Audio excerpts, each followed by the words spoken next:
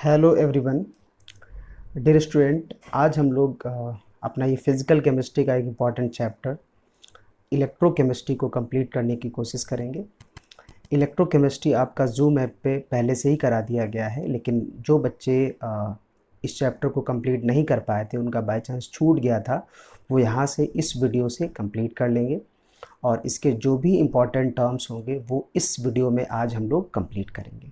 ठीक है, तो आज के इस वीडियो में जो भी इस चैप्टर के थ्योरेटिकल एस्पेक्ट हैं, जो भी थ्योरेटिकल टर्म्स हैं, वो सारे के सारे इस वीडियो में हम लोग कंप्लीट करेंगे। ठीक है, first of all we will discuss about the electrochemistry. So what meant by electrochemistry, right? Electrochemistry is the branch of chemistry which deals with the production of electricity through a spontaneous redox reaction. ठीक है, तो एक spontaneous redox reaction के through जो electricity develop होती है उसको हम लोग इलेक्ट्रो केमिस्ट्री बोलते हैं। ठीक है, और आपका ये जो चैप्टर है ये कहना चाहिए कि एडवांस फॉर्म है आपका 11th क्लास के एक चैप्टर का, जिसको हम लोग रेडॉक्स रिएक्शन बोलते हैं। ठीक है, तो रेडॉक्स रिएक्शन को ही ये चैप्टर इम्प्लीमेंट करके उसमें और भी ज़्यादा उसको इम्प्रूव करके यहाँ पे इसको प्रोवाइड किया गया है। ठीक है, तो स्पेशली आपने पढ़ा कि कोई भी सेल में, किसी भी बैटरी में दो तरह की रिएक्शन होती हैं, which is oxidation and reduction. ठीक है, तो ऑक्सीडेशन एंड रिडक्शन रिएक्शन के रिजल्टेंट जो बनेगा वो आपका बनेगा रेडॉक्स रिएक्शन। ठीक है, तो किसी भी बैटरी में आप लोग देखते हैं कि दो इलेक्ट्रोड होते हैं, तो उन दोनों इलेक्ट्रोड के रिजल्टेंट जो रिएक्शन होगी ऑक्सीडेशन रिडक्शन, तो एक स्पॉन्टेनियस रिएक्शन होगी जिससे इलेक्ट्रिसिटी डेवलप होती है पोटेंशियल डिफरेंस की वजह से, उसी को हम लोग इलेक्ट्रोकेमिस्ट्री में कहते हैं। It means electrochemistry is the branch of chemistry which deals with the production of electricity from the energy released during a spontaneous chemical reaction and the use of electrical energy to bring about a non spontaneous chemical transformation. Okay, so this is the definition according to the book. Okay, now there is just some specific terms are used in this chapter, like there is a heading like terms used in electrochemistry.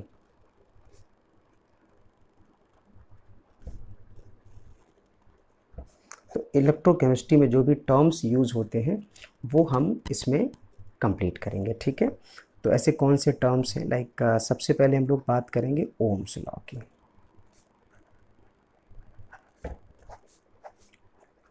Ohm's law एक ऐसा law है जो आपने पहले से ही पढ़ा है, इससे आप ऐसा नहीं कि अनअवेयर हैं, इस लॉ से आप पहले से ही अवेयर हैं। The potential difference across the two electrode is directly proportional to current past.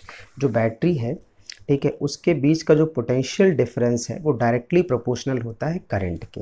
यहाँ पे प्रोपोर्शनल का साइन हटाएंगे तो आ जाता है आपका एक कांस्टेंट जिसको हम लोग बोलते हैं R. R means resistance, V is equals to R I. ठीक है, where V is the potential difference,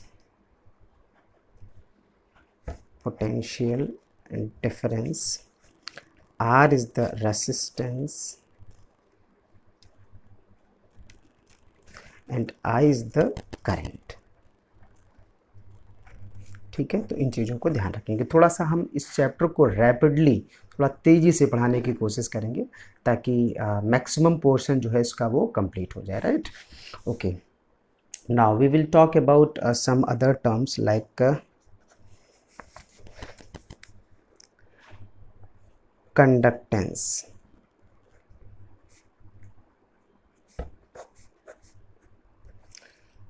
Right, conductance is denoted by a very special sign G। इसको G से डिनोट किया जाता है कंडक्टेंस को, and G is the reciprocal of R। Okay, conductance ये resistance का रेसिप्रोकल होता है, तो हम कह सकते हैं कि G इज द, यानी conductance is the reciprocal of resistance. ठीक है, इसका अगर यूनिट हम लोग देखें तो यूनिट ये इसका हो जाता है 1/ओम, और इसको हम लोग लिख सकते हैं ओम इन्वर्स लिख सकते हैं, और ओम इन्वर्स को कई जगह पे साइमन भी लिखा गया है, साइमन, ठीक है, साइमन, या केवल इसमें एस भी यूज़ करते हैं, ठीक है। इसी को समटाइम्स MHO भी, यानी कई जगह पे ये टर्म्स आपके यूज़ किए गए हैं, ठीक है। तो इस चीज़ का ध्यान रखेंगे। So this is the conductance. ये इस फार्मूले इसलिए बताना ज़रूरी हो जाता है क्योंकि न्यूमेरिकल प्रॉब्लम्स आपके इन्हीं फार्मूलाज पे बेस्ड होते हैं, और इसी पे ये न्यूमेरिकल प्रॉब्लम्स आपके सॉल्व होंगे, ठीक है। ओके, नेक्स्ट हम लोग बात करते हैं कंडक्टिविटी।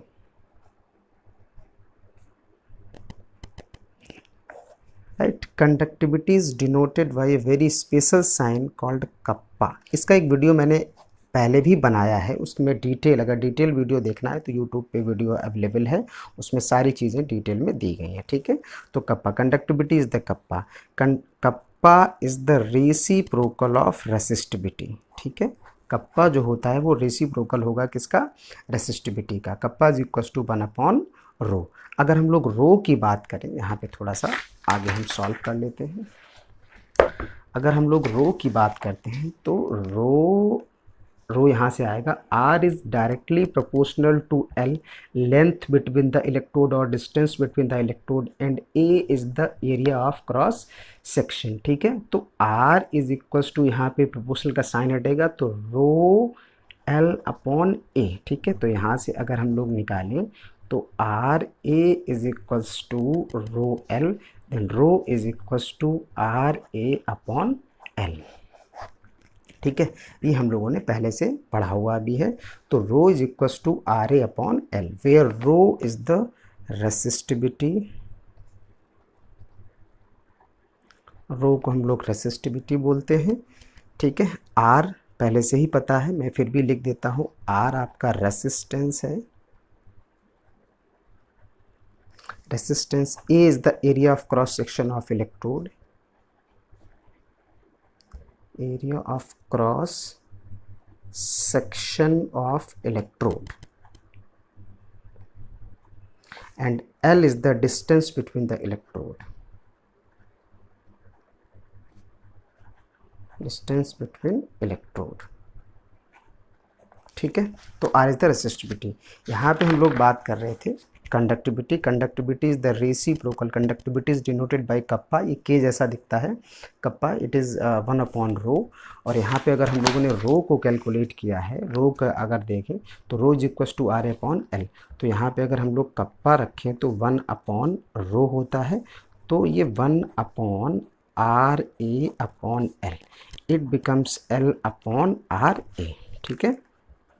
तो ये कप्पा का फार्मूला आपका तैयार हो जाता है, kappa is equal to L/RA, ठीक है। अगर हम लोग इसके यूनिट की बात करें, अगर हम लोग इसके यूनिट की बात करें, L का जो यूनिट होगा सेंटीमीटर होगा, ठीक है। R का होगा ओम, और A is the area of cross section, it's centimetre square, ठीक है। तो ओम जब ऊपर जाएगा तो अभी आपने पढ़ा था, या ओम इनवर्स, या फिर इसको हम साइमन लिख सकते हैं, साइमन। ये ऊपर जाएगा सेंटीमीटर से, ये सेंटीमीटर स्क्वायर कैंसिल हो जाएगा, Simon centimetre inverse. So it is all about kappa, ठीक है। चलिए आगे बढ़ते हैं हम लोग। तो आगे हम लोग बात करेंगे, एक और इम्पॉर्टेंट टर्म्स है, इसको हम लोग सेल कांस्टेंट बोलते हैं। क्या बोलेंगे? Cell constant. Cell constant is denoted by a very special sign called G*। आप लोग कहेंगे कि सर G से अभी डिनोट किया था, तो बेटा वो जो था आपका केवल G था, ठीक है। G conductance, right, conductance is 1/R। और यहाँ पे अगर हम लोग G* की बात करेंगे तो G* is the cell constant, ठीक है। तो G* is equals to L/A. It is the ratio between distance between the electrode and the area of cross section, ठीक है। Cell constant is the ratio between distance between the electrode and its area of cross section of the electrode, right? तो ये कुछ formula है आपके काम आएंगे, ठीक है। नेक्स्ट हम रीडिंग की बात करते हैं। नेक्स्ट टॉपिक आपका है molar conductivity.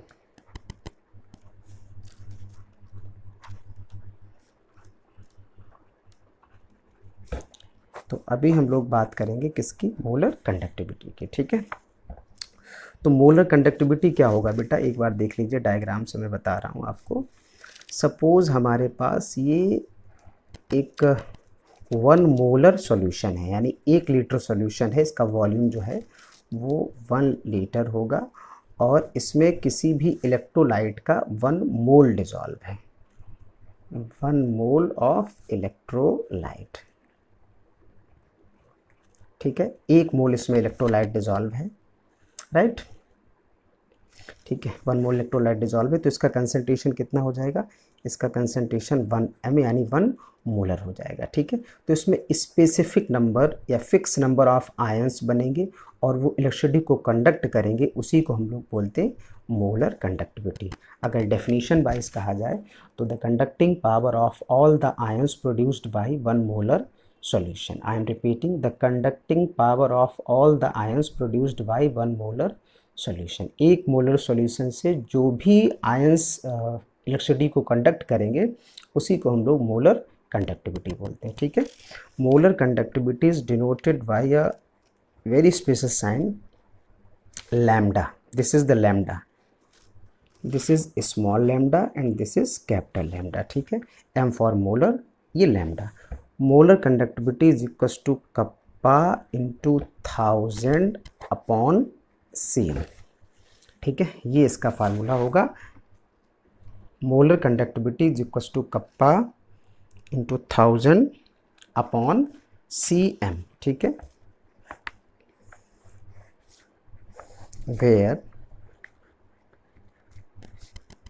Where lambda M, हम पता है लैम्डा एम क्या होता है, lambda M is equal to molar conductivity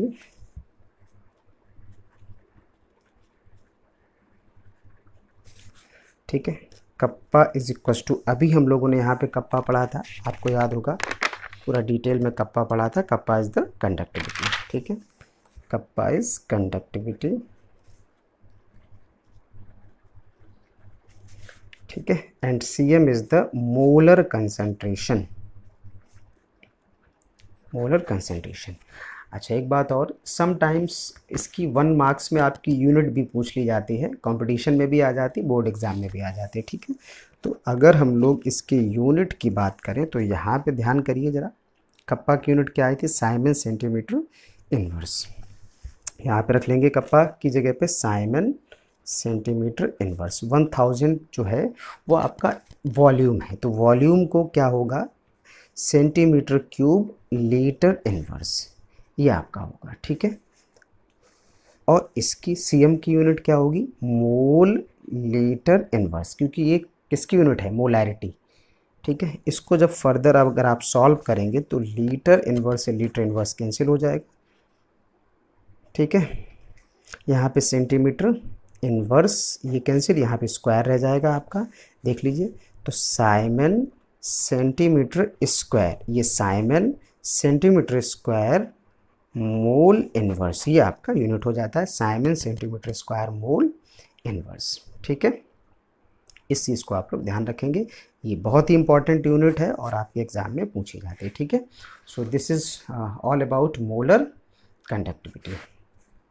अभी हम लोग नेक्स्ट टर्म के ऊपर बात करेंगे जो इससे मिलता जुलता टर्म है, और वो है आपका इक्विवेलेंट कंडक्टिविटी। इक्विवेलेंट कंडक्टिविटी, तो एक स्लाइड सा डिफरेंस है इसमें। क्या डिफरेंस है, यहाँ पे कंसंट्रेशन आपका 1 m में लिया गया था मोलैरिटी में, जबकि इक्विवेलेंट जो टर्म है आपका ये आता है नॉर्मेलिटी में। ठीक है, तो ठीक ऐसा ही है, लेकिन केवल और केवल इसमें जो चेंज है वो है कंसंट्रेशन का चेंज।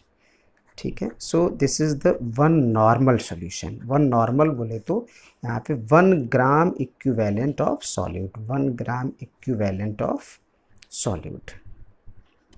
ठीक है, तो 1 ग्राम इक्विवेलेंट सॉल्यूट इसमें मिलाया गया है और इसका वॉल्यूम कितना होगा, 1 लीटर होगा, तो ये जो सॉल्यूशन बनेगा वो 1n होगा, 1 नॉर्मल, इसको 1 नॉर्मल सॉल्यूशन बोलेंगे। ठीक है, तो इसमें भी फिक्स नंबर ऑफ आयंस आएंगे, एक उसको काउंट भी कर सकते हैं। ठीक है, तो फिक्स नंबर ऑफ आयंस आएंगे तो उसके थ्रू इलेक्ट्रिसिटी कंडक्ट होगी और उसी को हम लोग इक्विवेलेंट कंडक्टिविटी बोलते हैं। डेफिनेशन वाइज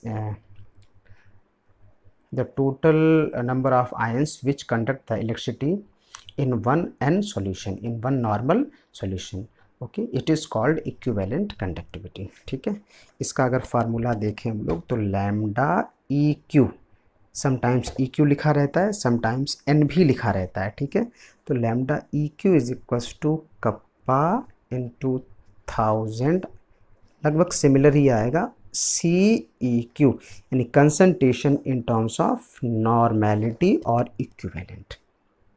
ठीक है, इसका यूनिट भी लगभग वही आएगा भाई, कप्पा का यूनिट तो बदलेगा नहीं, साइमन सेंटीमीटर इनवर्स। 1000 की जगह पे क्या आएगा, centimetre cube litre inverse upon, यहाँ पे यूनिट बनेगा नंबर ऑफ ग्राम इक्विवेलेंट पर लीटर। ठीक है, नंबर ऑफ ग्राम इक्विवेलेंट पर लीटर।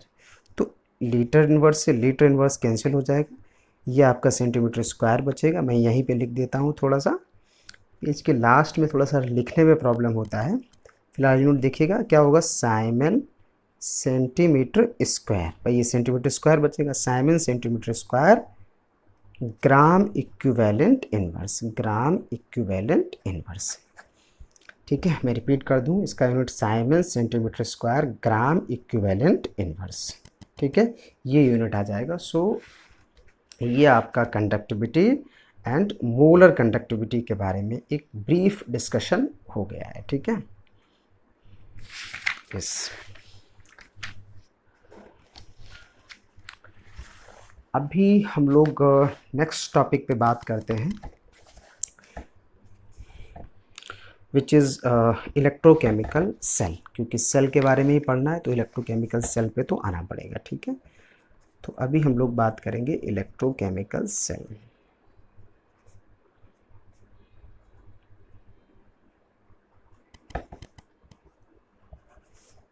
सो आप लोग जानते हैं कि इलेक्ट्रोकेमिकल सेल एक ऐसा डिवाइस है जिसमें दो इलेक्ट्रोड होते हैं, one is oxidation and another one is reduction electrode, और एक स्पॉन्टेनियस प्रोसेस के थ्रू इलेक्ट्रिसिटी डेवलप होती है, इलेक्ट्रिसिटी जनरेट होती है, उसी को हम लोग इलेक्ट्रोकेमिकल सेल कहते हैं। It is a device which convert chemical energy into electrical energy by a spontaneous redox reaction, it is called electrochemical cell, right. अच्छा, इसको पढ़ने से पहले कुछ टर्म्स हैं वो आपको थोड़ा सा ब्रीफ में ही बताऊंगा, क्योंकि ऑलरेडी ये चैप्टर आपको कंप्लीट कराया गया, 11th में भी पढ़ाया गया है। ठीक है, तो सबसे पहले बात करेंगे हम लोग इलेक्ट्रोड पोटेंशियल की। ठीक है, electrode potential.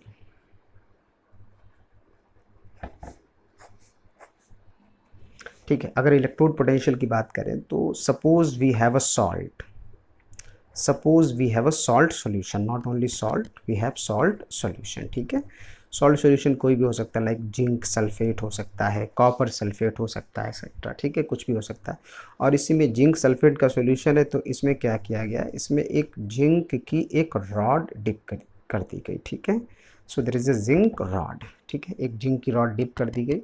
So when a metallic rod dipped in its salt solution, then rod becomes positive और negative with respect to the solution। Simple सी बात है भाई, इसके कोई ना कोई चार्ज तो शो करेगा ना। अब जैसे फिजिक्स में आपने पढ़ा है कि छोटे छोटे पेपर के टुकड़े आप डाल दीजिए, है ना, और उसको कॉम्ब से, कंघे से उसको अट्रैक्ट करिए तो अट्रैक्ट होते हैं। ठीक है, इबोनाइट रॉड पे आप रेशम का कपड़ा लेकर के उसको रगड़िए, तो ऐसे बहुत सारे एग्जांपल्स आपको अलग अलग जगह पे अलग अलग तरीके के एग्जांपल्स मिल जाते हैं। और एक ऑब्वियस सी बात है कि भाई ये दो मटेरियल हैं आपस में इंटरेक्ट कर रहे हैं, तो सिंपल सी बात है, या तो इलेक्ट्रॉन इधर से इधर, या का मतलब ये कि डिपेंड करता है नेचर के मटेरियल पे। ठीक है, सॉरी, मटेरियल के नेचर पे डिपेंड करता है, राइट। तो या तो इलेक्ट्रॉन यहाँ से जाएंगे या इलेक्ट्रॉन यहाँ से जाएंगे, कुछ तो इसमें होगा, क्योंकि दोनों ही केमिकल हैं, राइट। तो इसमें एक पोटेंशियल डिफरेंस डेवलप होगा, that potential difference is called electrode potential. और simply we can say when a metallic rod dipped in its salt solution, then there is a potential difference developed between the rod and the solution, that potential difference is called electrode potential। उसको हम लोग क्या बोलते हैं, electrode potential बोलते हैं। ठीक है, तो इस चीज़ को आप ध्यान रखिए। इलेक्ट्रोड पोटेंशियल इज डिनोट, मैं डेफिनेशन नहीं लिख रहा हूँ क्योंकि मैं आपको डेफिनेशन ऑलरेडी बोल रहा हूँ, आप डेफिनेशन आप बुक से भी ले सकते हैं, ठीक है। तो इसको बेटा डिनोट किया जाता है ई से, electrode potential is denoted bye E, right. अच्छा, कुछ आप सोचिए कि कुछ ऐसे फैक्टर हो सकते हैं जो इलेक्ट्रोड पोटेंशियल की वैल्यू को अफेक्ट कर सकते हैं, ठीक है। It means there are some factors which affect the value of electrode potential, right. What are these factors? First one is temperature। भाई ये किस टेम्परेचर पे रिएक्शन हो रहा है, टेम्परेचर अफेक्ट कर सकता है। दूसरी बात, आपका जो सॉल्यूशन भरा हुआ है उसका कंसंट्रेशन क्या है। So we can say concentration of salt solution, ठीक है। जो इसमें सॉल्यूशन भरा हुआ है उसका कंसंट्रेशन क्या है, right. And third thing is जो मेटल आप यूज़ कर रहे हैं, different metal have different value of electrode potential, ठीक है। यहाँ पे जिंक रॉड है, आपका कॉपर रॉड होगा तो वो उसका कुछ और आएगा, सिल्वर होगा तो उसका कुछ और आएगा, ठीक है। तो ऐसे करके तो हम कह सकते हैं third factor is nature of metal, nature of metal, ठीक है। तो basically there are three factors which affect the value of electrode potential. यहाँ पे तीन फैक्टर हैं जो इलेक्ट्रोड पोटेंशियल की वैल्यू को अफेक्ट करते हैं, ठीक है। अच्छा, अब क्या किया, आईयूपीएसी ने तीनों को फिक्स कर दिया। टेम्परेचर आपका ले लिया 25 डिग्री सेल्सियस, या फिर 25 डिग्री सेल्सियस को हम केल्विन में 298 केल्विन भी लिख सकते हैं, ठीक है। Concentration of salt solution it's 1 molar. जो सॉल्ट का कंसंट्रेशन होगा वो कितना होगा, इट विल बी 1 मोलर, ठीक है। नेचर ऑफ मेटल, ये पर्टिकुलर हो गया भाई, पर्टिकुलर कोई मेटल नहीं होता है, बट पर्टिकुलर का मतलब copper, silver, gold, platinum, zinc, ये कुछ भी हो सकता है, ठीक है। So different metal have different value of electrode potential, ठीक है। तीनों चीज़ों को फिक्स कर दिया और उसके बाद में डिफरेंट मेटल का इलेक्ट्रोड पोटेंशियल कैलकुलेट किया।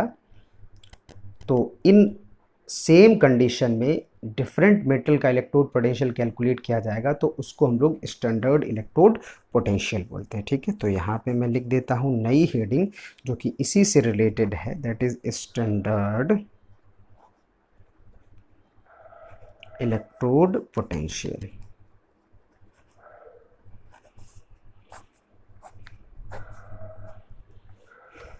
ठीक है। Standard electrode potential is denoted bye E not, इसको ई नॉट से डिनोट किया जाता है, ठीक है। इसको ध्यान रखेंगे। एंड ये कब होगा भाई, ये जब किसी भी चीज़ को स्टैंडर्ड कब बोलते हैं, जब उसका फिक्स चीज़ें कर दी जाती हैं तो इसको स्टैंडर्ड बोलते हैं। यहाँ पे जो था तुम्हारा इलेक्ट्रोड पोटेंशियल, ऊपर दिख रहा होगा आपको, इलेक्ट्रोड पोटेंशियल था, ठीक है, नॉर्मल कंडीशन, ऑर्डिनरी कंडीशन पे। और इन तीनों कंडीशन को बेसिकली 3 फैक्टर्स थे जिससे कि इलेक्ट्रोड पोटेंशियल की वैल्यू अफेक्ट कर रही थी। उन तीनों चीज़ों को फिक्स कर दिया गया, temperature, concentration, nature of metal, उन तीनों चीज़ों को फिक्स कर दिया गया। तो उन कंडीशन को अप्लाई करके, it means temperature is 298 kelvin and the concentration of solution is 1 molar and nature of metal is particular. तो इन कंडीशन को अप्लाई करके जो पोटेंशियल डिफरेंस डेवलप होगा उसको हम लोग स्टैंडर्ड इलेक्ट्रोड पोटेंशियल कहते हैं। Standard electrode potential is denoted bye E not, right. इस चीज़ को आप ध्यान रखेंगे। अच्छा, इसी से एक छोटा सा टॉपिक और जुड़ा हुआ है, वो है आपका इलेक्ट्रोकेमिकल सीरीज़। इलेक्ट्रोकेमिकल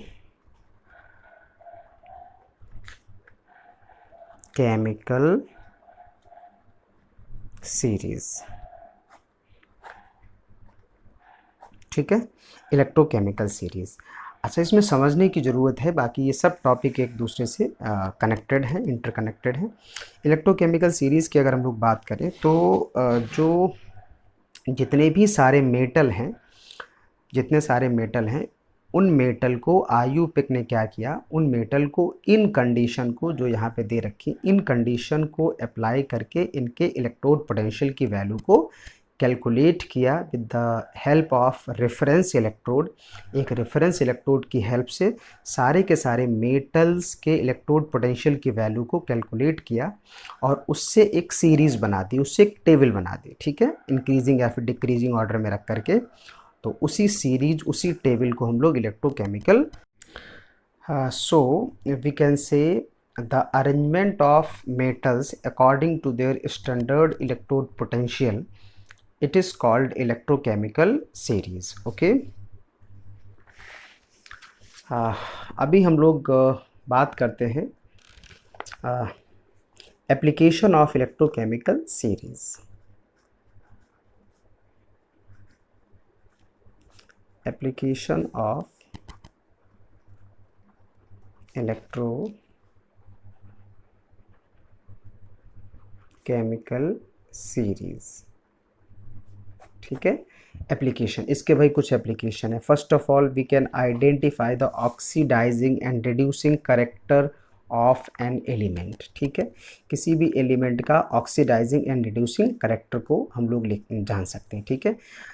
कैसे जान सकते हैं? अगर ई नॉट का वैल्यू, इसमें ई नॉट का वैल्यू किसी में अगर लेस दिया है, कम दिया है कंपेरेटिवली, मतलब अगर दो एलिमेंट लेंगे, ठीक है, तो उसमें से भाई एक का कम दिया गया होगा, एक का ज़्यादा दिया गया होगा, ठीक है। तो जिसका जिसका स्टैंडर्ड इलेक्ट्रोड पोटेंशियल का वैल्यू लेस होगा, दैट विल बी ऑक्सीडाइज्ड, उसका क्या होगा? ऑक्सीडेशन होगा, ठीक है।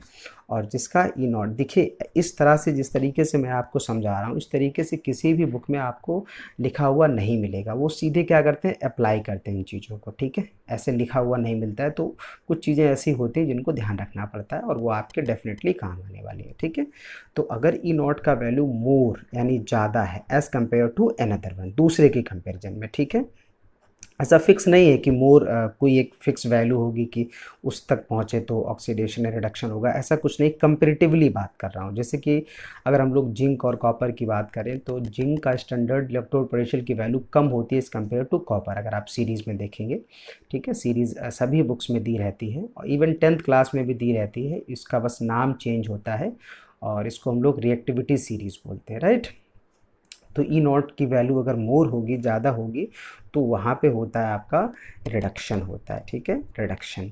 और ये पता होगा आपको कि रिएक्शन में जिस सब्सटेंस का रिडक्शन होता है या जिसका ऑक्सीडेशन होता है, वो आपका रिडक्टेंट होता है, रिडक्टेंट। इसको रिड्यूसिंग एजेंट भी बोलते हैं, ठीक है। और जिसका रिडक्शन होता है उसको ऑक्सीडेंट या फिर ऑक्सीडाइजिंग एजेंट भी बोला जाता है, ठीक है। तो इन चीज़ों को ध्यान, this is the first application of electrochemical series which is we can identify the oxidation and reducing character और strength of the oxidising and reducing agent, ठीक है।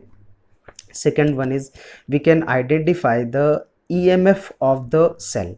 आप किसी भी सेल का ईएमएफ, इलेक्ट्रोमोटिव फोर्स, इसको ई सेल भी कहा जाता है। जो नेट पोटेंशियल डिफरेंस होगा किसी भी बैटरी का, विच इज़ ऑक्सीडेशन रिडक्शन का जो डिफरेंस होगा, उसी को हम लोग ईएमएफ या फिर ई सेल कहते हैं, ठीक है।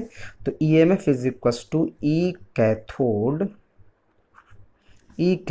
Minus E anode, E cathode minus E anode होता है। तो इस चीज़ को भी आप लोग ध्यान रखेंगे, ई कैथोड माइनस ई एनोड होता है, ठीक है। ये कैथोड एनोड क्या होगा, अभी मैं थोड़ा सा इसको आगे ब्रीफ कर दूंगा, आगे मैं समझा दूंगा, ठीक है। And third one is we can identify the feasibility of the reaction. भाई कोई रिएक्शन गिवन है, उसकी फेजिबिलिटी, ठीक है, feasibility of the reaction, feasibility of the reaction, ठीक है। किसी रिएक्शन की feasibility is the synonym of possibility, ठीक है। पॉसिबिलिटी का ये सिनोनिम है। तो किसी भी रिएक्शन की फेजिबिलिटी हम जान सकते हैं इसकी हेल्प से कि रिएक्शन फेजिबल होगी कि नहीं होगी। तो इस वैल्यू से आप यहाँ से ही जान सकते हैं। If the value of E cell, अगर ई सेल की वैल्यू बेटा पॉजिटिव आ रही है, ठीक है, if the value of E cell, E cell की वैल्यू अगर पॉजिटिव होगी, reaction will feasible, reaction will feasible, ठीक है, रिएक्शन फेजिबल होगी, ठीक है। अगर इसके अपोजिट ई सेल की वैल्यू अगर नेगेटिव आती है, ठीक है, ई सेल की वैल्यू अगर नेगेटिव आती है, reaction will not be feasible, reaction will not be feasible, ठीक है। तो इस चीज़ का आप लोग ध्यान रखेंगे, okay. Now, so these are the brief application of electrochemical series, एक ब्रीफ इंट्रोडक्शन मैंने दे दिया आपको। सो डियर स्टूडेंट, आज के लिए इस वीडियो में इतना ही, और आपको इस चैप्टर के बैक टू बैक 3 वीडियोज़ आपको मिल जाएंगे, और उन 3 वीडियोज़ में ये चैप्टर वैसे मैंने सोचा था कि कंप्लीट कर लेंगे, लेकिन सिलेबस काफ़ी है तो 1 वीडियो में पॉसिबल नहीं दिख रहा है हमको। तो जो भी है इसके बैक टू बैक आपको 3 वीडियोज़ मिल जाएंगे, जिसमें पूरा का पूरा चैप्टर जो है आपका होगा। ठीक है, इसको पढ़ते रहें, और इसके जो भी प्रॉब्लम्स हैं आप उनको जो है अपने बुक से सॉल्व करें, मैं भी आपको शेयर कर दूंगा। ठीक है, thank you, have a nice day.